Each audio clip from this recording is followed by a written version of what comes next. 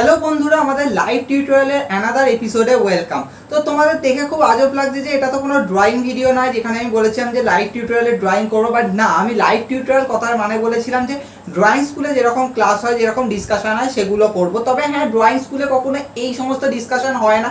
যদি হতো তাহলে ওদের স্টুডেন্টদের আরও বেশি হেল্প হতো, কিন্তু এটা তো তারা কখনোই করে না। কিন্তু আমি চাই না যে আমার চ্যানেলে এটা যেন না হোক, আর এটা নিয়ে আমি সবসময় কিন্তু যখন তখন যারাই আমাকে ডিমান্ড করে আমি কিন্তু সেগুলোকে নিয়ে ডিসকাশন করি। তো আজকে গাইস আমি মেজর দুটো জিনিসকে নিয়ে ডিসকাশন করবো। এক হচ্ছে সর্বত চারুকলা মন্দিরের যে এক্সাম হয় সেইটা নিয়ে তো আমরা অলরেডি আগেও ডিসকাস করেছি, কিন্তু হ্যাঁ, কোভিডের জন্য কি চেঞ্জেস হয়েছে, কি শিডিউলের চেঞ্জেস হয়েছে সেগুলোকে নিয়ে ডিসকাশন করবো। আর একটা কিছু স্পেশাল ফেসিলিটিও কিন্তু ওরা কিন্তু আইডিয়া করেছে, এটা নেক্সট ইয়ারও কিন্তু হবে, আরও ইমপ্রুভ করে কিন্তু হবে, যেটা এবছর খুব তাড়াহুড়োতে কাজটা হয়েছিল সেগুলোকে গাইস নিয়ে ডিসকাশন করব। আর প্লাস বিএফ এর যে কলা ভবনের যে অ্যাডমিশন হয় সেখানে পোর্টফোলিও কিভাবে সাবমিশন করতে হয়েছিল, পোর্টফোলিও কিভাবে সাবমিশন না, বাট পোর্টফোলিও কিভাবে রেডি করতে হবে, কিরকম কিরকম ওয়ার্ক ওখানে ইউজ করতে হবে সেইগুলোকে নিয়েও গাইজ ডিসকাশন করব। তো বেসিক্যালি গাইজ আমাকে তিনটে এরকম মেসেজ এসেছিল, যার মধ্যে একজন বলেছিল যে বিশ্বভারতী ইউনিভার্সিটি নিয়ে ডিসকাশন করো, অ্যাডমিশন নিয়ে। তো গাইজ দেখো, ইউটিউবে কিন্তু প্রচুর চ্যানেল আছে যেখানে ইউজি পিজি অ্যাডমিশন নিয়ে ডিসকাশন হয়। আমার চ্যানেল কিন্তু ইউজি পিজি অ্যাডমিশন ডিসকাশন নিয়ে নয়। আমার চ্যানেলে আমি আর্ট রিলেটেড নলেজ দিই, ইন্টারভিউতে কীরকম কোয়েশ্চেন হয়, কীরকম ড্রয়িং সাবমিট করতে হবে সেইগুলোকে নিয়ে নলেজ দিয়ে থাকি। তো আমাকে জিজ্ঞেস করলো বিশ্বভারতী ইউনিভার্সিটি নিয়ে ডিসকাশন করতে। তো গাইজ আমি লাস্ট ইয়ারই গাইজ আমি যখন একদম শুরুতে যখন চারুকলার এক্সাম হচ্ছিল, যখন বিশ্বভারতী এক্সাম হচ্ছিল, তখন আমি একটা ফার্স্ট ভিডিও দিয়েছিলাম যেটা আমার my smart support for you playlist আছে। ওই প্লেলিস্টটা কোনো ড্রয়িং প্লেলিস্ট নয়, ওই প্লেলিস্টটা সেপারেটলি নলেজ গেইন করা, নলেজ থ্রো করা, তোমাদেরকে কিছু এক্সট্রা আইডিয়াগুলো দেওয়া, আর্ট কলেজে কীভাবে স্টাডি হয় সেগুলোকে নিয়ে গাইজ ডিসকাশন করেছিলাম। আর ওখানে আমি গাইজ ফাইন আর্টসের এক্সামের প্রত্যেকটা ইয়ারে কীরকম টপিক আসে, কীরকম থিওরি এক্সাম হয়, থিওরি এক্সামের জন্য কীভাবে প্রিপারেশন করতে হবে, ওখানে কিন্তু গাইজ ডিটেলসে ডিসকাশন করেছি। আমার মনে হয় যে তোমাদের ওই ভিডিওগুলো দেখা দরকার, কারণ প্রচুরজন ড্রয়িং করবো ভেবে ড্রয়িংয়ের ভিডিও দেয়, কিন্তু ড্রয়িং ভিডিও কিন্তু দেখে কোনো লাভই নেই। ড্রয়িং তো তুমি এমনিও প্র্যাকটিস করতে পারবে, কিন্তু তোমাকে প্র্যাকটিস যেটা করতে হবে সেগুলো হচ্ছে নলেজগুলোকে নেওয়া, যে ওখানে কীরকম এরকম কোয়েশ্চেন আস করে সেগুলোকে নিয়ে। কারণ যখন তুমি ড্রয়িংটাকে এত প্রফেশনাল বানানোর চেষ্টা করছো তখন কিন্তু তোমাকে এইগুলোর কিন্তু আইডিয়া রাখতে হবে। আর সেকেন্ড ব্যাপার হচ্ছে যে আমি ওখানেও বিশ্বভারতী ইউনিভার্সিটি অ্যাডমিশন নিয়েও ডিসকাশন করেছি, কিন্তু হ্যাঁ, আমি এভরি ইয়ার ডিসকাশন করি না, জাস্ট আমি প্রসপেক্টাসটা নিয়ে ডিসকাশন করেছিলাম, কী কী ডিফারেন্ট টপিক আছে সেগুলোকে নিয়ে ডিসকাশন করেছিলাম। কিন্তু আজকে আমি জাস্ট মেজর কিছু জিনিসকে নিয়ে ডিসকাশন করবো, যেমন যার মধ্যে আমি বললামই যে চারুকলা এক্সামের যেটা তোমার কী চেঞ্জেস হয়েছে সেগুলোকে নিয়ে ডিসকাশন করবো। আর হ্যাঁ, আমাকে একটা খুব কমন কোয়েশ্চেন একটা আস্ক করেছিল, সেটা হচ্ছে যে আমি এক জায়গায় ড্রয়িং স্কুলে ড্রয়িং শিখতাম, কিন্তু এখন ড্রয়িং শিখি না, কিন্তু আমার ইচ্ছে হয়েছে যে এক্সামটাকে কন্টিনিউ করার, তো আমি ফর্ম কোথা থেকে পাবো? কারণ আমার ড্রয়িং স্কুল বলেছে ফর্ম দেবেন। স্বাভাবিক ব্যাপার, কিছু ড্রয়িং স্কুল থাকে সেলফিশ টাইপের যারা ড্রয়িংয়ের ফর্ম দিতে চায় না, কারণ দেখো তুমি যখন ড্রয়িং করছোই না ওখানে তোমাকে কেন ফর্ম দেবে? তো তোমাকে তার জন্য অ্যাডমিশন নিতে হবে। তো তাহলে তুমি কোথা থেকে ফর্ম পাবে সেটাকে নিয়েও গায়ে ডিটেলসে ডিসকাশন করবো। তো আমিও আমার স্যারের সাথে আস করেছিলাম, যে স্যারকে জিজ্ঞেস করেছিলাম যে এটাকে কিভাবে ইমপ্রুভ করা যেতে পারে, তাহলে ফর্ম কিভাবে দেওয়া যেতে পারে, তো এইগুলো কোথা থেকে পাওয়া যায়। তো সেই সমস্ত নিয়ে আমাকে উনি আইডিয়া দিয়েছে, আমাকে বলেছে যে তোমাকে যেন কন্ট্যাক্ট করে সবাই, তাহলে কিন্তু একটা রাস্তা আছে ফর্ম অ্যাভেলেবেল করা। তো সেগুলোকে নিয়েও গাইজ ডিটেলসে ডিসকাশন করবো। তো ফার্স্টেই বলি যে আমরা যখনই ছোটোবেলা থেকে একদম ড্রয়িং শেখা শুরু করি, তখন সব থেকে ছোটো বয়স থেকে একদম গ্র্যাজুয়েশন লেভেলের বয়স অবধি একটা খুব বড় এক্সাম হয়, যেটা অল ইন্ডিয়ার এক্সামটা হয়, সেটা হচ্ছে সর্বত চারুকলা মন্দিরের exam, all India academy of fine arts, যেটা গভর্নমেন্ট লেভেলের হয়ে থাকে। আর এই এক্সামে কিন্তু সার্টিফিকেটের মূল্য কিন্তু যথেষ্ট ভালো। অনেকে ভাবে হয়তো মূল্য নেই, আমারও মনে হয় কখনো কখনো মূল্য নেই, কিন্তু তাও কিন্তু যখন আমি স্যাররা যখন বলে তখন মনে হয় যে হ্যাঁ, তারা ঠিকই বলে, কিন্তু তাও আমি আজকে ডিটেলসে ডিসকাশন করব। তো এই এক্সামটা দেওয়া কেন দরকার, আর এই এক্সামটা কিভাবে দিতে হবে, কবে থেকে দিতে হবে, সেগুলোকে নিয়ে ডিটেলসে ডিসকাশন আসছি। তো দেখো, এই এক্সামটা দেওয়াটা খুব দরকার। তুমি ড্রয়িং শিখছো মানে ওই তুমি পাড়ার কিছু হয়তো ড্রয়িং কম্পিটিশনে ফার্স্ট হয়েছো, সেটা তুমি ইন্টারভিউতে দেখালে তোমাকে ডিরেক্ট বলবে যে ড্রয়িং করে কি লাভ করেছো, বা ড্রয়িং করেই বা তুমি কি লাভ করেছো। তো এটা একটা খুব সিম্পল কোয়েশ্চেন তারা করবে। যখন তোমার একটা কোনো ফাইন আর্টসের এক্সামের কোনো ডিগ্রি আছে বা গভর্নমেন্টের লেভেল করা কোনো ডিগ্রি আছে, আদারওয়াইজ কিন্তু তোমার কোনো লাভ নেই। মানে তুমি যে বলবে না যে আমার একটা এক্সট্রা অ্যাক্টিভিটি হচ্ছে ড্রয়িং, কোনো মানে তোমার বলার মধ্যে কোনো স্ট্রংনেসই থাকবে না। যদি তুমি ওই পাড়ার মোড়ের হয়তো কোনো কম্পিটিশনে ফার্স্ট সেকেন্ড থার্ড হচ্ছে, বা হয়তো তুমি হয়তো নরেন্দ্রপুর রামকৃষ্ণ, হ্যাঁ নরেন্দ্রপুর রামকৃষ্ণ মিশনেও বড় বড় কম্পিটিশন হয়, সেখানেও কিন্তু সার্টিফিকেট দেওয়া হয়, কিন্তু ওইটা কিন্তু ওই লেভেলের সার্টিফিকেট নয় যেটা তুমি শো করতে পারবে যে হ্যাঁ আমার এর উপর একটা প্যাশন ছিল, আমি এটাকে স্টাডি করেছি, ডেভেলপ করেছি, নিজেকে ডিসকভার করেছি, এটা কিন্তু কখনোই শো করে না। তো এরকম দেখো আমাকে প্রচুর জন আস করে যে তুমি কেন কম্পিটিশনে কোনো সার্টিফিকেট রাখো না। তো সার্টিফিকেট রাখি না তার কারণ আমার সার্টিফিকেটের কোনো মূল্য নেই, যেটার মূল্য নেই সেটা রাখার কোনো ম্যাটার হয় না। তো তোমরা হয়তো প্রচুর প্রতিদিন প্রতি উইকে প্রচুর কম্পিটিশনে পার্টিসিপেট করো, লাইক বেস কম্পিটিশনে পার্ট নাও, ইজিলি মনে হয় যে কম্পিটিশন কি, কম্পিটিশন তো ইজি ব্যাপার, কিন্তু আসল কম্পিটিশন তখনই বোঝা যায় যখন তুমি ফাইন আর্টসে পার্টিসিপেট করো। তো এসডিডি তো চলছে আমাদের চ্যানেলে, তোমরা তো দেখতেই পেয়েছো এসডিডিও অনেকটাই ওরকম পুরো কম্পিটিশনটাকে আমি রিফর্ম করেছি আগে বলে। বাট হ্যাঁ ফাইন আর্টসের এক্সামটা কিন্তু খুব দেওয়াটা খুব দরকার। তাই আমি বলবো যে যদি নিজেদের মানে মনে হয় যে হ্যাঁ আমি অ্যাক্টিভিটিতে ড্রয়িংটা রাখবো, তখন রেকর্ডটা রাখার চেষ্টা করো ফাইন আর্টসের এক্সামগুলো, আর হ্যাঁ লাস্ট অবধি যাওয়ার চেষ্টা করো। লাস্ট অবধি গেলে কিন্তু অনেক তোমার প্রতি ইমপ্রেশন সবার খুব ভালো হবে যে হ্যাঁ এই কন্টিনিউ করেছে কাজটা, কারণ ওর খুব ভালো ইন্টারেস্ট ছিল। নয়তো সবাই বুঝে যায় যে ইন্টারেস্ট কেমন ছিল, এই ইনস্টাগ্রাম আর ফেসবুকে লাইক পাওয়ার জন্যই ড্রয়িং করা, আদারওয়াইজ কোনো ইন্টারেস্ট ছিল না, এটা ওপেনলি দেখে তোমাকে বলে দেবে। তো তাই জন্য বলবো যে এটাকে কন্টিনিউ করার চেষ্টা করো। এনিওয়ে এবার আমি এক্সামের পুরো স্টেপ বাই স্টেপ প্রসেসে আসছি। তো ফার্স্টেই হচ্ছে গাইস এজ লিমিট। নর্মালি আমরা যখন ছোটবেলা থেকে ড্রয়িং শেখা শুরু করি, ম্যাক্সিমাম সবাই 5 বছর বয়স থেকে শুরু করো, তো এজ লিমিট হচ্ছে 5 ইয়ার্স ওল্ড থেকে। আর হ্যাঁ নর্মালি বলে যে যখন তুমি স্কুলে যাওয়া শুরু করছো স্ট্যান্ডার্ড 1, নর্মালি স্ট্যান্ডার্ড 1টাকেই ধরা হয়, কখনো কিন্ডারগার্টেন ধরা হয় না, তো তখন থেকে এই এক্সামটা দেওয়া খুবই ইম্পর্টেন্ট, তখন থেকে স্টার্ট হয়ে যায়।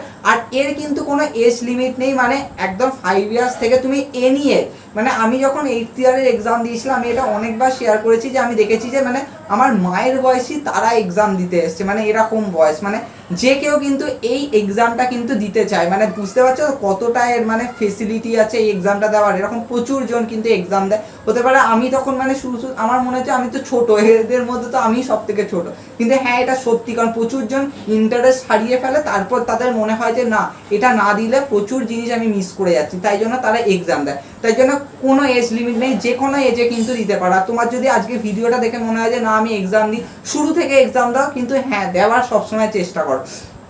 তো এই এক্সামের কোনো এজ লিমিট নেই। এবার আসছি হচ্ছে কোথা থেকে তুমি ফর্ম পাবে। তো দেখো বেসিক্যালি ফর্ম তোমার নিজের ড্রয়িং স্কুল থেকে পাবে, অথবা তুমি আরেকটা জায়গা থেকে পেতে পারো, সেটা হচ্ছে কলকাতায় যে মেন যে ব্রাঞ্চ আছে, এটা বিপিন মিত্রের যেটা শ্যামবাজার এই এরিয়াতে আছে, ওখান থেকে গাইস তোমরা পেতে পারো। ওখানে গাইস খুবই মানে ইজিলি তুমি ফর্ম পেয়ে যাবে। কিন্তু হ্যাঁ এখানে ফর্ম পাওয়ার পেছনেও কিন্তু একটা ফ্যাক্ট রয়েছে।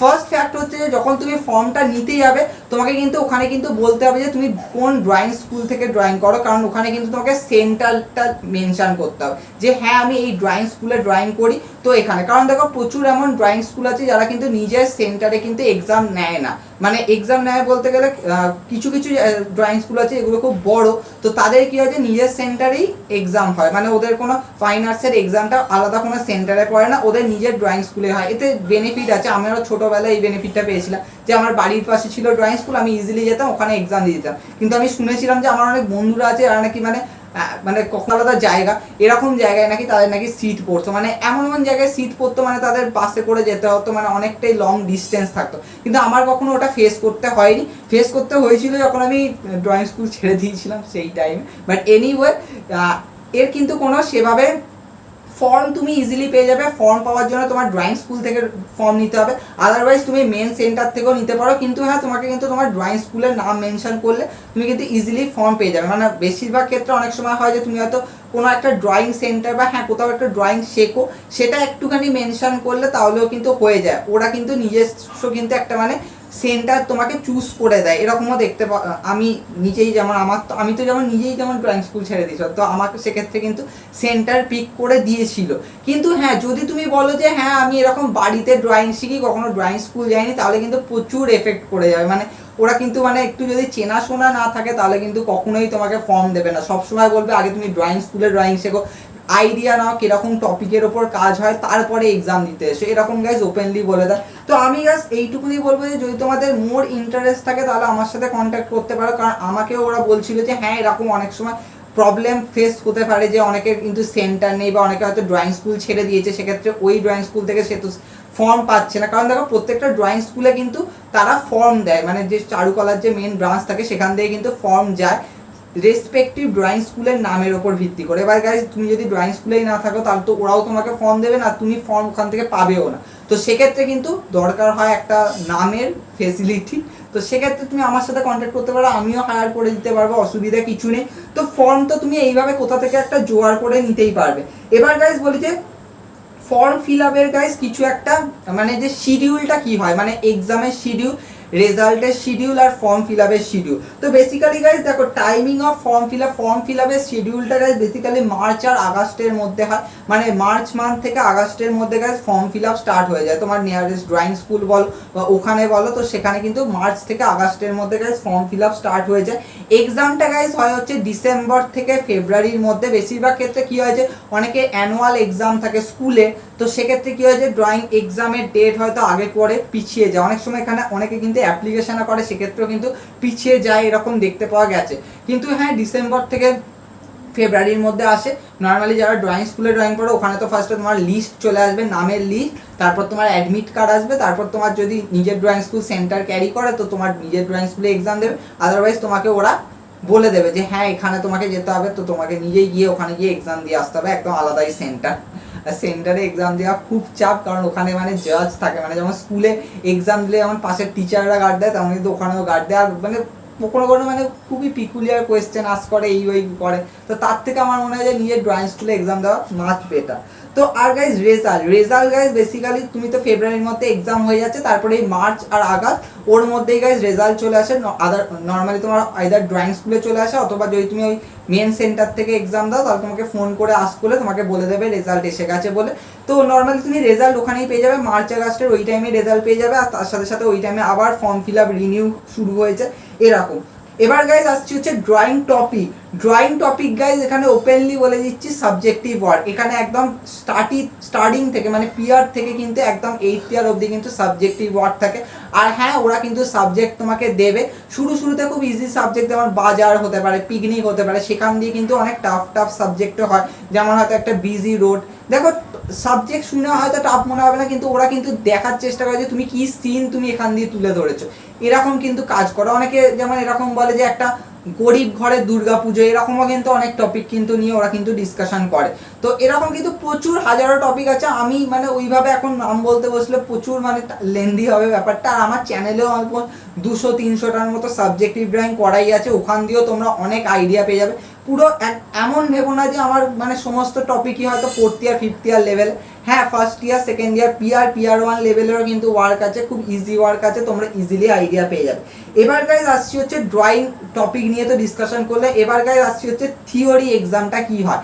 হ্যাঁ গাইজ থিওরি এক্সাম একটা হয়, সেটা হচ্ছে যখন তুমি ফার্স্ট ইয়ার এক্সাম কমপ্লিট হয়ে যাবে, তারপর যখন সেকেন্ড ইয়ার আসবে, সেকেন্ড ইয়ারে একটা 100 মার্কসের থিওরি এক্সাম থাকে। আর এই থিওরি এক্সামটা একদম 8th ইয়ার অবধি কন্টিনিউ হয়। থিওরি এক্সামের বেসিক্যালি প্যাটার্ন হয়, শর্ট নোট লিখতে দেয়, যেমন ধরো ড্রয়িং হোক, স্কেচ হোক, টেম্পারা হোক, মোজাইক হোক, কম্পোজিশনের উপর শর্ট নোট লিখতে দেয়। তার সাথে সাথে থাকে হচ্ছে এক্সপ্লেনেশন, মানে তোমাকে একটা কোনো লাইন দিয়ে দিল সেটাকে এক্সপ্লেন করতে বলো, বা হয়তো রেনেসাস পিরিয়ড নিয়ে এক্সপ্লেনেশন করো, এরকম দেয়। বায়োগ্রাফি দেয়, অবনীন্দ্রনাথ ঠাকুর, লিওনার্দো দা ভিঞ্চি, পল সার্জেন, এরকম এর ওপরে কিন্তু বায়োগ্রাফি দেয়। তার সাথে দেয় হচ্ছে আর্টিস্টের নেম, মানে তোমাকে আর্টিস্টের নেম দিয়ে দিল, তাদের কোনো একটা ওয়ার্কের নাম লিখতে বলে, বা কখনো কখনো ওয়ার্কের নাম দিয়ে দিয়ে ওটা কোন আর্টিস্টের সেটা পাস করে। তো বেশিরভাগ ক্ষেত্রে এই এক্সাম খুব ইজিলি জুগাড় হয়ে যায় যাকে বলে, কারণ ওখানে তো মোবাইল অ্যালাউ থাকেই, তো মোবাইলেও অনেকে পেয়ে যায়। অনেকে তো চিটিং, দেখো এক্সাম মানে চিটিং তো হবে, খুব স্বাভাবিক, তো এটা নিয়ে আমি বেশি কিছু বলবো না। কিন্তু হ্যাঁ একটুখানি রিডিং পড়ে রাখবে, আমরা রিভিশন পার্টে আসবো, কিভাবে রিভিশন করতে হবে মানে কিভাবে পড়তে হবে এটা নিয়ে আসবো। তো নর্মালি গাইস থিওরির জন্য যে বুকটা অ্যালাউ করে সেটা হচ্ছে চিত্রকলা চন্দ্রিমা দাস অরবিন্দ ঘোষের এই বইটা মানে বলতে পারো যে বছরের পর বছর চলে আসছে। আর এমনকি এই টেক্সট বুকটা কিন্তু অনেক সময় ফাইন আর্টসেও কিন্তু রেফার করে। তবে হ্যাঁ এটা খুব সিম্পল টেক্সট বুক, এর মধ্যে প্রচুর ডেপথ কনসেপ্ট আছে এমন নয়, খুব সিম্পল ভাষায় কিন্তু লেখা রয়েছে। এটা বাংলা ইংলিশ ভার্সনেও একটা পাওয়া যায়, চিত্রকলা নাম বইটা। তো এটা গেল গাইস থিওরি এক্সাম। এবার গাইস আমি বলি এক্সাম মার্কস ডিভিশন কিরকম ভাবে হয়। তো গাইস ফার্স্টে তো পিআর থেকে ফার্স্ট ইয়ার অবধি সিম্পল প্র্যাকটিক্যাল এক্সাম থাকে, মানে হচ্ছে ড্রয়িং এক্সাম, তোমাকে একদিন গিয়ে এক্সাম দিয়ে চলে আসতে হবে। তো 100 মার্কসের এক্সাম হয়, 2 আওয়ার টাইম থাকে। যখন তুমি সেকেন্ড ইয়ার থেকে ফোর্থ ইয়ার টাইম থাকবে তো আচ্ছা বলে দিই যে পিয়ার থেকে ফার্স্ট ইয়ার বেসিক্যালি সবাই অয়েল প্যাস্টেলই করে থাকে, ওখানে কিন্তু পেন্সিল শেডিং অ্যাকসেপ্ট হয় না, আইদার অয়েল প্যাস্টেল, তারপরে তো তোমার যখন তুমি সেকেন্ড ইয়ারে উঠবে তখন থেকে তোমার ওয়াটার কালার স্টার্ট হয়ে যায়। তো সেকেন্ড ইয়ার থেকে ফোর্থ ইয়ারে তোমার ওয়াটার কালার ওয়ার্ক থাকে, কিন্তু তার সাথে থাকে হচ্ছে প্র্যাকটিক্যাল থেকে থিওরি। প্র্যাকটিক্যাল হয় হচ্ছে তোমার 100 মার্কসের 2 আওয়ার, থিওরির জন্য আলাদা দিন থাকে। নর্মালি যে দিনটা প্র্যাকটিক্যাল হয় তার পরের সানডেই থিওরি এক্সাম পরে, থিওরি এক্সাম হয় হচ্ছে 2 আওয়ারে, 100 মার্কসের এক্সাম হয়। প্যাটার্ন তো আমি কিছুক্ষণ আগেই বললাম। এবার গাইজ হচ্ছে ফিফথ ইয়ার থেকে সেভেন্থ ইয়ার, ফিফথ ইয়ার থেকে সেভেন্থ ইয়ারে কিন্তু প্র্যাকটিক্যাল একটুখানি বেড়ে যায়, কারণ তখন কিন্তু অয়েল পেন্টিং স্টাডি শুরু হয়ে যায়। তো অয়েল পেন্টিং এর জন্য গাইজ এখানে থাকে হচ্ছে 100 মার্কস ওয়াটার কালার থাকে, তোমাকে একটা কম্পোজিশন ওয়ার্ক করতে দেয়, আর তার সাথে থাকে হচ্ছে একটা অয়েল পেন্টিং, ওরা তোমাকে একটা ক্যানভাস দেবে যার উপর কিন্তু অয়েল পেন্টিং করতে হবে। অয়েল পেন্টিংটা কিন্তু কখনো সেরকমভাবে কম্পোজিশন হয় না, ওয়াটার কালারটাই কম্পোজিশন হয়। অয়েল পেন্টিং এর জন্য গাইজ তোমাকে একটা সামনে মডেল রেডি করে দেবে, ওটার উপর কিন্তু গাইজ তোমাকে পুরো ওয়ার্কটা কিন্তু ওরকম করতে হবে। হতে পারে সেটা স্টিল লাইফ হোক, হ্যাঁ সবই স্টিল লাইফ, কিন্তু হতে পারে সেটা হয়তো কোনো একটা ফ্রুট বাকেট হলো বা ভেজিটেবল হলো, তার সাথে সাথে হতে পারে তোমার কোনো মূর্তি হলো, এমন কোনো একটা স্কাল্পচার সামনে বসিয়ে দিল, তার উপরেও কিন্তু ওয়ার্ক করতে দেয়। তো এটা গাইজ গেল হচ্ছে complete water colour oil painting. 100 মার্কসের টোটাল 4 আওয়ারের এক্সাম হয়, আর থিওরি এক্সাম 100 মার্কসের হয় 2 আওয়ারে। এবার গাইজ চলে আসছি ফাইনাল এক্সাম, যেটা হচ্ছে 8th ইয়ার। 8th ইয়ারে গাইজ আমাদের দুটো কম্পোজিশন ওয়ার্ক করতে হয় ওয়াটার কালারে, মানে দুটো কম্পোজিশন ওয়ার্ক, আর একটা হয় অয়েল পেন্টিং, তোমাকে ক্যানভাস দেবে, সেম তোমাকে সামনে একটা স্টিল লাইফের মডেল রেডি করে দেবে, আর দুটো কম্পোজিশন টপিক বলে দেবে, তার উপরে কাজ করতে হবে। এটা হয় গাইজ 300 মার্কসের, আর টোটাল হয় গাইজ 5 আওয়ারের এক্সাম। আর তারপরে নেক্সট উইকে গাইজ হয় হচ্ছে থিওরি এক্সাম। থিওরি এক্সামে গাইজ দুটো পেপার থাকে গাইজ, 100 মার্কস 100 মার্কসের দুটো পেপার। ওপেন করলে মনে হবে যে দুটো পেপারের প্যাটার্ন তো পুরো সেম, কিন্তু জানি না কেন দুটো পেপারের এক্সাম হয়, কিন্তু হ্যাঁ দুটো পেপারের এক্সাম হয় 100 মার্কস 100 মার্কসের। টোটাল দেওয়া থাকে হচ্ছে গাইজ 4 আওয়ারের এক্সাম। এবার গাইজ এখানে একটুখানি আমি পেপার নিয়ে ডিসকাশন করি।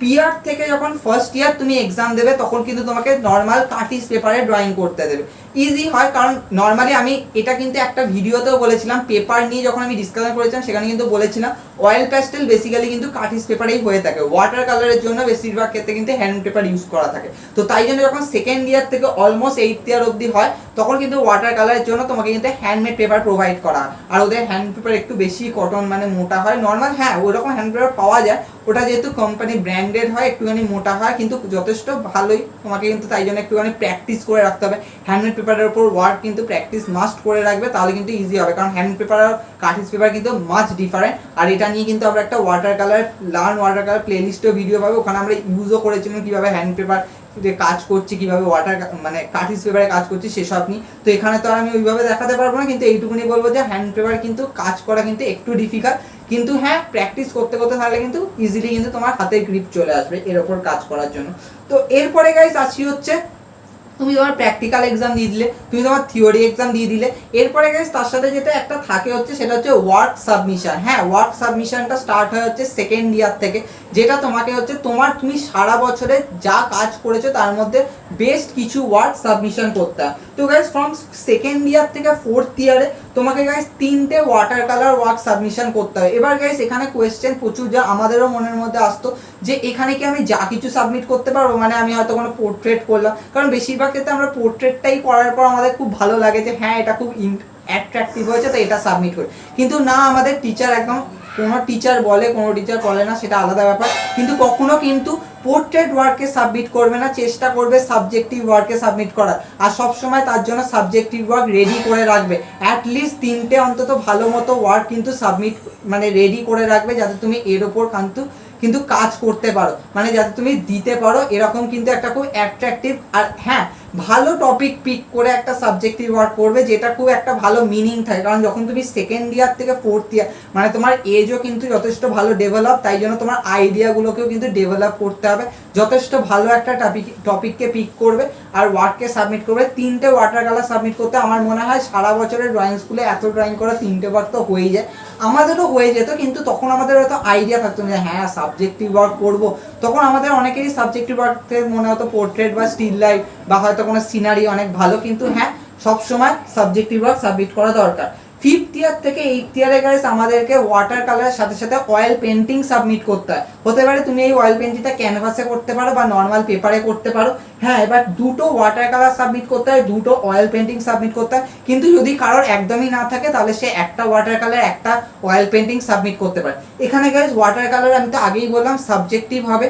অয়েল পেন্টিং এর ক্ষেত্রে চেষ্টা করবে একটা স্টিল লাইফ করার, কারণ দেখো যখন তুমি 5th ইয়ার 6th ইয়ারের এক্সাম দিচ্ছ তখন কিন্তু তোমাকে স্টিল লাইফই এক্সামেও করতে হচ্ছে। তাই যদি তুমি একটা স্টিল লাইফকে রেডি করো তাহলে বুঝবে যে হ্যাঁ তুমি বাড়িতে বা ওই ড্রয়িং স্কুলে ওই রকম প্র্যাকটিস করায়, মানে স্টিল লাইফটা প্র্যাকটিস করো। হতে পারে তোমার ড্রয়িং স্কুলে হয়তো একটা বই ধরিয়ে দিল, কিন্তু এটা করা উচিত নয়। সবসময় ড্রয়িং স্কুলে যখন অয়েল পেন্টিং শেখাবে, সামনে মডেল বানানো, সেটা সবসময় শেখানো দরকার। আমি জানি না কেন ড্রয়িং স্কুলে আর শেখায় না, কিন্তু এটা খুব করা দরকার, কারণ টিচাররাই সিরিয়াস না হলে আর কিছু করার নেই। আমাদের চ্যানেলে গাইজ লার্ন অয়েল পেন্টিং প্লেলিস্টে আমরা গাইজ অয়েল পেন্টিং এর যে স্টিল লাইফের যে কাজটা করেছিলাম তাতে গাইজ আমি 3টে ওয়ার্ক সাবমিট করেছিলাম, মানে 3টে ভিডিও দিয়েছিলাম। সেই 3টে ভিডিওর মধ্যে ফার্স্ট ভিডিওতে কিভাবে মডেল বানাতে হয়, কিভাবে একটা ফ্রুটকে কিভাবে বসাতে হয়, ব্যাকগ্রাউন্ডে কিভাবে কাপড় বেছাতে হয়, কিভাবে লাইট ফিট করতে হয়, সেগুলোকে নিয়ে গাইজ করেছিলাম। তোমরা বাড়িতেও কিন্তু চেষ্টা করবে যখন অয়েল পেন্টিং প্র্যাকটিস করবে সবসময় সামনে ওরকম মডেল রেডি করে করবে। আদারওয়াইজ গাইজ ড্রয়িং শিখে কোনো লাভ নেই। মানে তুমি কম্পিটিশন যদি তুমি এক্সামই প্রপারলি দিতে না পারো, আর তুমি কিন্তু বুঝতেও পারবে যে যখন তুমি একটা বই থেকে ড্রয়িং করছো না, বই থেকে ড্রয়িং করা, সামনে মডেল রাখা রয়েছে, সেখান দিয়ে ড্রয়িং করা কিন্তু লট অফ ডিফারেন্ট। আর ওই টাইমের মধ্যে তুমি বাড়িতে হেলে দুলে ড্রয়িং করছো সেটা আলাদা ব্যাপার, কিন্তু তুমি 4 আওয়ার টাইমের মধ্যে 2 আওয়ার ওয়াটার কালার কমপ্লিট করে 2 আওয়ার অয়েল পেন্টিং করছো, ওইভাবে সামনে একটা জিনিস রাখা রয়েছে সেটাকে ফোকাস করে কাজটা করে ক্যানভাসে তোলা। ক্যানভাস এরকম একটা বড় সাইজের একটা ভারী জিনিস, তার উপর কিন্তু রেডি করা নট আ ইজি ম্যাটার। তাই জন্য চেষ্টা করবো অন্তত বাড়িতে, ক্যানভাসে না পারো অন্তত পেপারে করো, কিন্তু তাও বাড়িতে আউটলাইনগুলোকে রেডি করা, কিভাবে কাজটা করতে হবে আমি আমাদের চ্যানেলে কিন্তু ডিটেলসে দিয়েছি, তাই ওটা মাস্ট ফলো করতে পারো, তাহলে একটু হলো আইডিয়া পেয়ে যাবে। তো এটা গেল গাইস কমপ্লিট ওয়ার্ক সাবমিশন। এবার সমস্ত কিছু, এবার গাইস সব শেষে আসি, একটা কথা বলি যে কিভাবে প্র্যাকটিস করবে বাড়িতে। তো প্র্যাকটিসের যদি আমি থিওরির ক্ষেত্রে আসি তাহলে বলবো যে জাস্ট বুকটাকে রিডিং মারবে। বুকটা রিডিং মারার সাথে সাথে যেগুলো তোমার ধরো বায়োগ্রাফিগুলো থাকে, কোন আর্টিস্ট কী কী ড্রয়িং করেছে, সেগুলো অন্তত একটা দুটো এক্সাম্পল মনে রাখার চেষ্টা করবে। তার সাথে কনসেপ্ট ব্রেন করার চেষ্টা করবে, যেমন ধরো ড্রয়িং কাকে বলে, স্কেচ কাকে বলে, কম্পোজিশন বলতে কী বুঝো, মোজাইক বলতে কী বোঝো, টেম্পারা বলতে কী বোঝো, এইগুলোর কিন্তু খুব সিম্পল আইডিয়াগুলো রাখার চেষ্টা করবে। পটচিত্র কী, এইগুলোর কিন্তু আইডিয়া রাখার চেষ্টা করবে। কারণ কি বলতো, এই যে এক্সামগুলো আছে না, এই এক্সামগুলো কিন্তু ইন ফিউচার তোমাকে ইন্টারভিউতে প্রচুর ভালো মতোভাবে নলেজ দেয়, যে কেউ কোনো কিছু আস্ক করলে তুমি ইজিলি অ্যান্সার দিতে পারো। প্লাস যখন বিএফএ এন্ট্রেন্স হবে সেখানেও আস্ক করবে। তো তাই জন্য থিওরিটা কিন্তু একদমই অবহেলা করবে না, ভাববে না যে দূর আবার পড়তে হবে, স্কুলে পড়াশোনা এখানেও পড়াশোনা, তো একদমই এটা ভেবো না। ওই জন্যই তো সেকেন্ড ইয়ার থেকে থিওরি থাকে, কারণ সেকেন্ড ইয়ার থেকে একটুখানি আমাদের মাইন্ড ডেভেলপ হয়, তার জন্য দেয়। তো এনিওয়ে থিওরির জন্য এরকম প্র্যাকটিস করবে, প্র্যাকটিক্যালের জন্য সবসময় সাবজেক্টিভ ড্রয়িং প্র্যাকটিস করবে। আর হ্যাঁ, ইউনিক টপিক প্র্যাকটিস করবে, ডিফারেন্ট টপিকগুলোকে চুজ করার চেষ্টা করবে। স্টিল লাইফ স্টাডিগুলো বাড়িতে করার চেষ্টা করবে। যখন তুমি 5th ইয়ার থেকে এক্সাম দেবে, অয়েল পেন্টিং যখন প্র্যাকটিস করতেই হবে।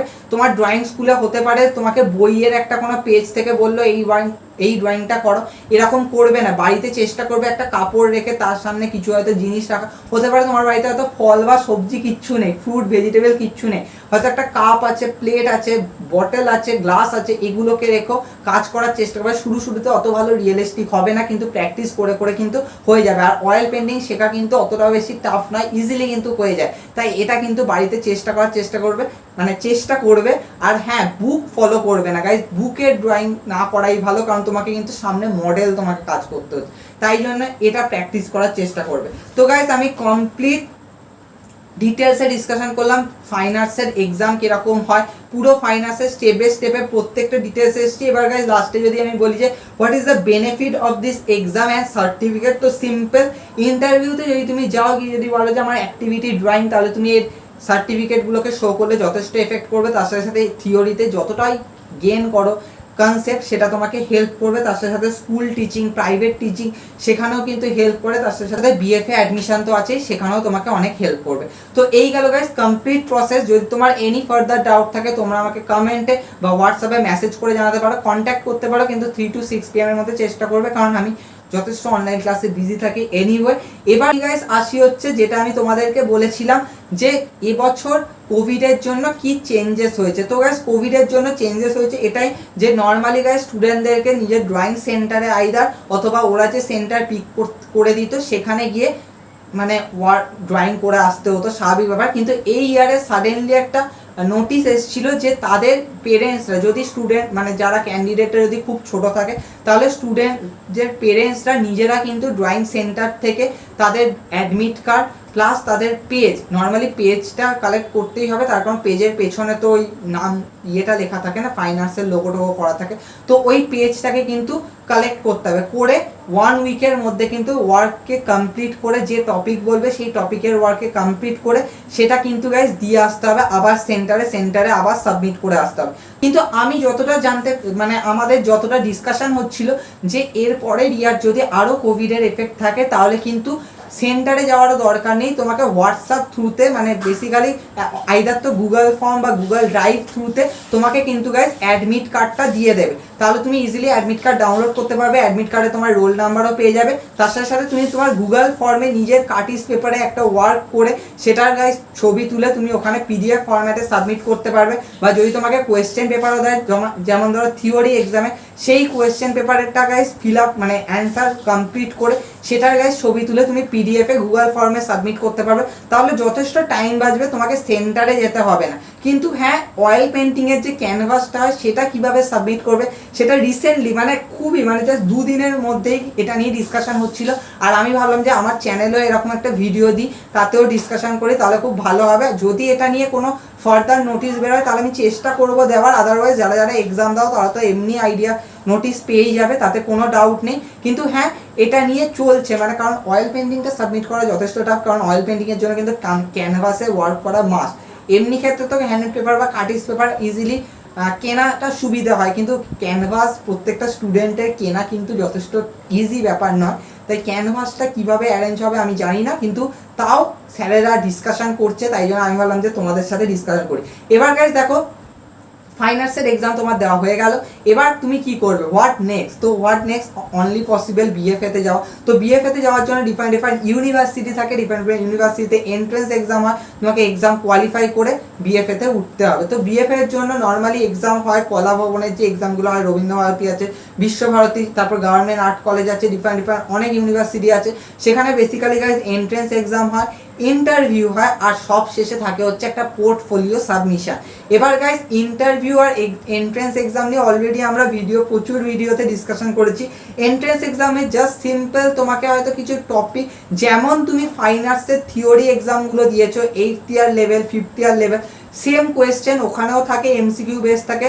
এরকম গাইজ খুব সিম্পলভাবে কোয়েশ্চেন হয়, কখনো কখনো এমসিকিউ বেসও থাকে, কখনো কখনো এক্সপ্লেনেশন বেসডও থাকে, এক্সপ্লেনেশন বেসড হয়ও কোনো কোনো মানে ইউনিভার্সিটিতে, দেয়ার নো ডাউট।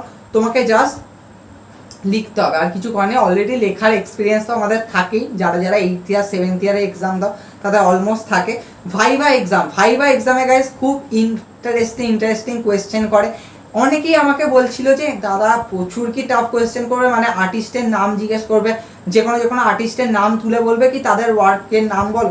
হ্যাঁ, এরকম কোয়েশ্চেন করে, তবে হ্যাঁ কিছু আর্টিস্টের যদি তুমি 2-3টে ওয়ার্ক যদি নাম মনে রাখো তাহলে কিন্তু ইজিলি হয়ে যায়। বা যদি তুমি ফাইন আর্টসের যে 8th ইয়ারের যে এক্সাম যে কোয়েশ্চেন পেপারটা আছে সেটাও যদি তুমি ফলো করো তাহলেও কিন্তু ইজিলি হয়ে যায়, কোনো প্রবলেম হয় না, তুমি কিন্তু ইজিলি অ্যান্সার দিতে পারবে। কিন্তু হ্যাঁ, তার সাথে সাথে থাকে হচ্ছে কিন্তু কনসেপটিভ কোয়েশ্চেন। যেমন আমি রিসেন্টলি একটা ইউটিউব, হোয়াটসঅ্যাপ সমস্ত জায়গায় আমি এই কোয়েশ্চেনটা করেছিলাম, সেটা হচ্ছে what is the difference between drawing and sketch. আবার অনেকে এটা কোয়েশ্চেন করে যে what is the main thing about কম্পোজিশনের মেন থিং কি, বা কম্পোজিশন বলতে কি বোঝো। কম্পোজিশনের মেন থিং হচ্ছে ব্যালেন্স। তো এইগুলোকে কিন্তু গাইজ তোমাকে আস্ক করবে, তোমাকে অ্যান্সার দিতে হবে, তার জন্য একটুখানি বুকটা ফলো করার চেষ্টা করবে। নর্মালি যারা ফাইন আর্টসের এক্সাম দাও তারা থিওরি বুক থেকেও অনেক আইডিয়া পেয়ে যাবে, বাট আরও আইডিয়া পাওয়ার জন্য তো তোমার যখন বিএফএতে যখন কন্টিনিউ করবে তখনও তুমি অনেক বুক রেফারেন্স পেয়ে যাবে, দেয়ার নো ডাউট। তার সাথে সাথে খুব ইজি হয়তো আর্টিস্টের নাম জিজ্ঞেস করলো, তার 2টো ওয়ার্কের এক্সাম্পল দিতে বললো, সেগুলো তুমি যদি একটা খাতায় নোট করে রাখো তোমার মুখস্থ করতে বেশি টাফ কিচ্ছু লাগবে না, ইজিলি কিন্তু গাইজ হয়ে যাবে।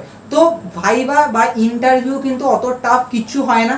এরপরে গাইজ আসছি হচ্ছে মোস্ট টাফেস্ট যেটা পার্ট যেটা হয়, সেটা হচ্ছে গাইজ নর্মালি পোর্টফোলিও সাবমিশন। তো গাইস পোর্টফোলিও সাবমিশনটা কি? পোর্টফোলিও সাবমিশনটা বেসিক্যালি গাইস থাকে হচ্ছে তুমি যখন ইন্টারভিউ দিতে যাবে তখন নর্মালি তো ওখানে গিয়ে ইন্টারভিউ দিতে হয়, তখনই গাইস তোমাকে 5টা ওয়ার্ক সাবমিট করতে হবে। তো নর্মালি বলে যে এনভেলপে করে, আমি ওইসবে যাচ্ছি না। তো 5টা ওয়ার্ক সাবমিট করতে হবে, যেটা এবছর যখন এন্ট্রেন্স হয়েছিল, মানে এবছর যখন অ্যাডমিশন হয়েছিল, এবছর হয়েছিল অনেকটা ঠিক এরকমভাবে একটা গুগল ড্রাইভে, মানে গুগল ড্রাইভ নয়, গুগল ফর্মে তোমাকে কোয়েশ্চেন দিয়েছিল, ওখানে অ্যান্সার করে তোমাকে পুরো ছবি তুলে পিডিএফ ফরম্যাটে সাবমিট করতে হবে। তারপর যখন ভাইবা মানে ইন্টারভিউ হয়েছিল তখন তোমাকে গুগল মিটের লিঙ্ক দিয়েছিল, সেখানে তোমাকে 15 মিনিট জাস্ট আস্ক করেছিল, জাস্ট সিম্পল এই সমস্ত কোয়েশ্চেন, একটুখানি মজা উড়িয়েছিল, যারা কিচ্ছু বলতে পারেনি, ড্রয়িং কেন শেখো, এই করো ওই করো ব্লা ব্লা ব্লা, এই সমস্ত নিয়ে ডিসকাশন করেছিল। অ্যান্ড সব শেষে পোর্টফোলিও সাবমিশনের জন্য ডেট ফিক্স ছিল, আর তোমাকে গুগল ফর্মে একটা পিডিএফ ফরম্যাটে সাবমিট করতে হবে। তো 5টা ওয়ার্ড সাবমিট করার জন্য বলেছিল, অ্যান্ড প্রচুর জনের কোয়েশ্চেন ছিল এই 5টা ওয়ার্ড কীরকম ওয়ার্ড সাবমিশন করব। তো ফার্স্ট অফ অল তো গাইস বলেছি, যদি তোমার সামনাসামনি ওয়ার্ক সাবমিশন থাকে তাহলে কিন্তু এটা কিন্তু প্রচুর টাফ হয়, কারণ তোমাকে কিন্তু ওয়ার্ক সাবমিশনের সময় কিন্তু ওয়ার্ডগুলো কেন এরকম ওয়ার্ক করেছো, কেন তুমি এই ওয়ার্কটা সাবমিট করেছো, এই ওয়ার্কের নিয়ে আইডিয়া কি, অনেক কিছু গাইস ডিটেলসে মানে আস্ক করে, আর তাই জন্য প্রচুর টাফ তো হয়। কিন্তু যখন তোমাকে এরকম পোর্টফোলিও সাবমিশনের ব্যাপার থাকে তো কীরকম ওয়ার্ক সাবমিশন করতে হবে, তো আমি একজন স্যারকে আস্ক করেছিলাম, তো উনি বলছিল যে দেখো প্রচুর জন আছে, আমরা এটা খুব কমন ব্যাপার আমরা দেখি যে পোর্টফোলিওতে অনেকে 5টা ওয়ার্ড কি কোনো সেলিব্রিটি পোর্ট্রেট সাবমিট করেছে, কিছুজন তো উৎপটাং ওয়ার্ড সাবমিশন করে, মানে উৎপটাংই ড্রয়িং থাকে ওর মধ্যে, আবার কিছুজন তো করে নর্মাল সিনারি যার মধ্যে জাস্ট সিম্পল কালারের মিক্সিং থাকে, আদারওয়াইজ কোনো এক্সট্রা নলেজ থাকে না, বা কোনো এক্সট্রা কোনো এক্সাইটিং হয়তো কোনো একটা মনুমেন্ট রয়েছে বা কোনো একটা সিন রয়েছে, কোনো স্টেট বা কোনো একটা কান্ট্রির, কিচ্ছু দেখতে পাওয়া যায় না, আর কোনো লজিকই থাকে না ড্রয়িংয়ে। একটা যে ভালো একটা কোনো সাবজেক্টকে যে পিক করবে, এর থেকে তো ভালো কেউ হয়তো দিওয়ালিতে বাজি ফাটানো হচ্ছে তার ড্রয়িং সাবমিট করলে হয়তো আমরা অ্যাকসেপ্ট করে নেবো, এরকম ব্যাপার। মানে ওই স্যারটা মানে খুবই মজা করে আর খুবই রেগে বলেছে, যাকে বলে আমার রিসেন্টলি ডিসকাশন হচ্ছিল। তো আমি তাই জন্য জাস্ট তোমাদেরকে বলবো যে তোমরা এই রকম ওয়ার্ড সাবমিট করার চেষ্টা করবে। ফার্স্ট হচ্ছে 5টা ওয়ার্কের মধ্যে 2টো ওয়ার্ককে সাবজেক্টিভ ওয়ার্ক সাবমিট করার চেষ্টা করবে, তার জন্য চেষ্টা করবে সারা বছর লাগিয়ে 2টো ওয়ার্ককে রেডি করা, সেটাকে সাবমিট করার চেষ্টা করবে। একটা ওয়ার্ক চেষ্টা করবে ট্রাইবাল আর্টের উপর সাবমিট করার, কারণ স্টুডেন্টের আইডিয়া আছে অন্তত history of art, discovering of আর্টের ওপর, তাহলে খুব এফেক্ট করে। একটা ট্রাইবাল আর্ট পটচিত্র হতে পারে, মান্ডালা হতে পারে, মান্ডালাটা না করলেও সব থেকে ভালো হয় পটচিত্র করো, বা আরও অনেক অনেক আর্ট ফর্ম আছে, সেগুলো তোমরা গুগলেও পেয়ে যাবে, আমরা আমাদের চ্যানেলেও ডিসকাশন করেছি, তোমরা আমাদের ট্রাইবাল আর্টের একটা আলাদা প্লে লিস্টে ওখান থেকেও আইডিয়া পেয়ে যাবে। তো ওই ওয়ার্কগুলো করলে ওগুলোও গাইস হেল্প করে। আর লাস্ট বলবো যে 2টো ওয়ার্ক অয়েল পেন্টিং সাবমিট করো। এই অয়েল পেন্টিংয়ের মধ্যে আইদার তুমি স্টিল লাইফ রাখতে পারো, স্টিল লাইফটা হলে খুবই এফেক্ট করে, তাহলে বুঝতে পারে যে হ্যাঁ আগেও পাস্টে কিরকম মানে অ্যাকচুয়ালি প্র্যাকটিস করেছে, যে সেটার একটা আইডিয়া থাকে। আর আদারওয়াইজ তুমি আউটডোর সিন প্র্যাকটিস মানে স্টিল মানে অয়েল পেন্টিংয়ে দিতে পারো। এই আউটডোর সিনটা ডিফারেন্ট হয়। আউটডোর সিনটা বেসিক্যালি গাইজ নর্মালি যারা বিএফএ করে তারা বুঝতে পারে, নর্মালি বিএফএর আগেই তুমি আউটডোর সিন যখন সাবমিট করছো তাহলে যথেষ্ট ভালো এফেক্ট হয়। আউটডোর সিনটা হচ্ছে ডিফারেন্ট ডিফারেন্ট জায়গায় যাওয়া, ওই সিম্পল একটা ক্যানভাস নিয়ে ডিফারেন্ট ডিফারেন্ট জায়গায় যাওয়া, সেখানকার কিছু ওয়ার্ককে তোলা, সেটা হতে পারে কোনো বাজার হোক বা কোনো কলতলা হোক বা কোনো স্টেশন হোক বা কোনো একটা ক্রাউডেড রোড হোক, সেটার ওপর। কিন্তু হ্যাঁ তুমি যদি রাস্তায় গিয়ে এইগুলো যদি স্টাডি করো তাহলে প্রচুর হেল্প হবে। তাই আমি বলবো আউটডোর স্টাডি কিন্তু তুমি আউটডোর সিন কিন্তু তুমি সাবমিট করতেই পারো। এবার গাইজ এখানে আমি একটা জিনিস নোট দেবো, যেটা স্যারও বলেছে যে পোর্ট্রেট ওয়ার্ককে অ্যাভয়েড করার চেষ্টা করবে, কারণ এটাকে একটা ব্যাড এফেক্ট পড়ে। সেকেন্ড হচ্ছে পোস্টার ড্রয়িংকে অ্যাভয়েড করার চেষ্টা করবে, ব্যাড এফেক্ট পড়ে।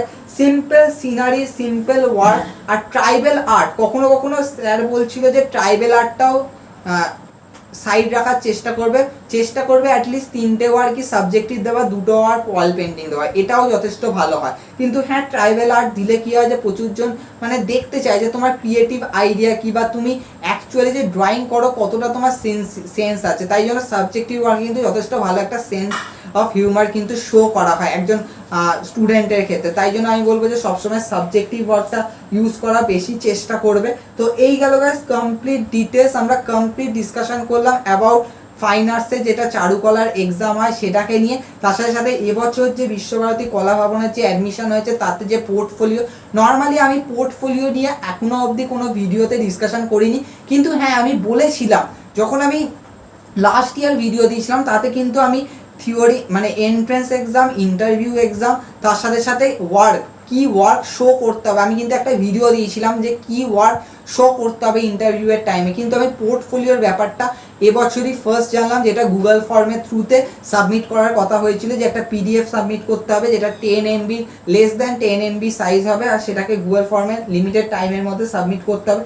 তো তাই জন্য আমি বলবো যে চেষ্টা করবে এরকম ওয়ার্ক করার। আর হ্যাঁ, যদি তোমার লাইভ ইন্টারভিউ হয় সেক্ষেত্রে গাইজ তোমার সাবজেক্টিভ ওয়ার্কের প্রতি যে এক্সপ্লেনেশনগুলো দেওয়ার চেষ্টা করবে, নলেজ রাখার চেষ্টা করবে। কারণ কি হয় যে প্রচুর জন হয় বোধহয় যে এমনি ওয়ার্ক কোথা থেকে একটা বই থেকে তুলে করে দিয়েছে, অনেকে কিন্তু জিজ্ঞাসা করে যে এর মধ্যে ইনার মিনিং কি, এর মধ্যে দিয়ে কি এক্সপ্লেন করতে চেয়েছো। তো এগুলো কিন্তু প্রচুর কিছু নিয়ে ওরা কিন্তু আস করে, তাই এগুলোতে কিন্তু চুপ করে থাকবে না, চুপ করে থাকলে কিন্তু প্রচুর টাফ হবে। আর এই যে ইন্টারভিউ হয় না, জাস্ট সিম্পল, ওরা কিন্তু হেসে হেসেই আস করে, তাই চেষ্টা করবে হেসে হেসে কোয়েশ্চেনও দেওয়ার আর খুব সিম্পল কনসেপ্টে আইডিয়া দেওয়া। প্রচুর জন কি করে যে ইন্টারভিউয়ের মধ্যে এরকম করতে থাকে, প্রচুর জন ডেফিনেশনকে তুলে ধরে, যতটা জানতে চাইছে ততটাই দেওয়ার চেষ্টা করে, বেশি এক্সট্রা কিচ্ছু ডিসকাশন করবে না।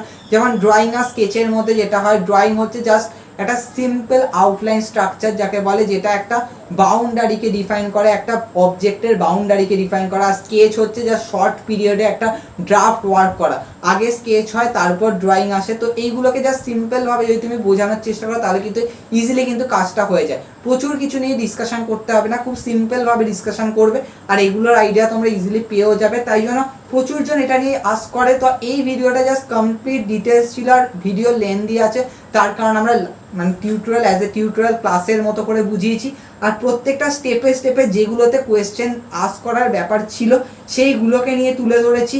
ফাইন আর্টসের এক্সামটাকে নিয়েও বলেছি, ফাইন আর্টসের এক্সামটা প্লিজ দেবে, যারা দাও না তারাও দেওয়ার চেষ্টা করবে, নিয়ারেস্ট কোনো ড্রয়িং স্কুলে অন্তত অ্যাডমিশন নিয়ে অন্তত ফাইন আর্টসের এক্সামটা দেওয়ার চেষ্টা করবে, ড্রয়িং স্কুল না গেলেও চলবে।